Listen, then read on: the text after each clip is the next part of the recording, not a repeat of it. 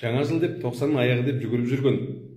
БЖБ-сын алып, күнделікке салып, ТЖБ деп тексеріп, уақытын еңсеріп, қолдар тимей жүрген ұстаздар қауымы армысыздар. Біздің оқушылар үй жұмысын орындау уақыты бойынша 65 мемлекеттің ішінде 4-ші орын алып отыр қазіргі уақытта. Мектеп мұғалімдері біртіндеп қағазбастылықтан арылады. Бүгінгі әңгіме күнделігі толмай қалса рейтинг деп, толып қалғанға жетейік деп, кезінде Сағадиев бастап беріп, Аймағамбетов жастап беріп, Алтынсаринде Бейсенбаев тұрғанда астап беріп қойған үй тапсырмасы жайында болмақ. Күнделікке кіргізбесең бұйрыққа бағынбан деп, бағынсаң уақытың ағымы асып кетті деп, браузерді сұр түс басып кетті. Рейтинг төмендеп шашып кетті. Уақытты кесіңдер деген шу басып кетті.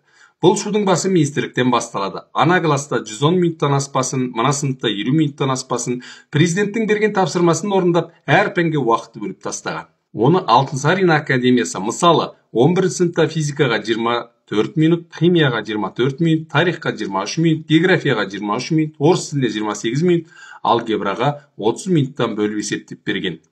Аяғы есеп дұрыс болмай, осы аталған пәндер сабақ кестесінде қаз-қатар түсе қалса, бір күнге 182 минут үй тапсырмасы беріледі. Ал негізі ол сыныпқа министрдің 2017 жылғы 24 сәуірдегі нөмірі 182 бұйрығы негізінде 130 минуттан аспауы тиіс делінген. Енді осыдан шыққан 11 сыныптың 182 минуттың 52 минутын қайта қысқартуға тура келеді. Оның үстіне қай бала үйде неше минуттан қарап отырған жайында дерек болмағандықтан формальды жүйеге бас қатыру кімге керек болды? Президент есеп беруге ме, әлде мұғалімдерге тезек теруге ме? Анығын министрлік пен Алтынсарин академиясы біледі.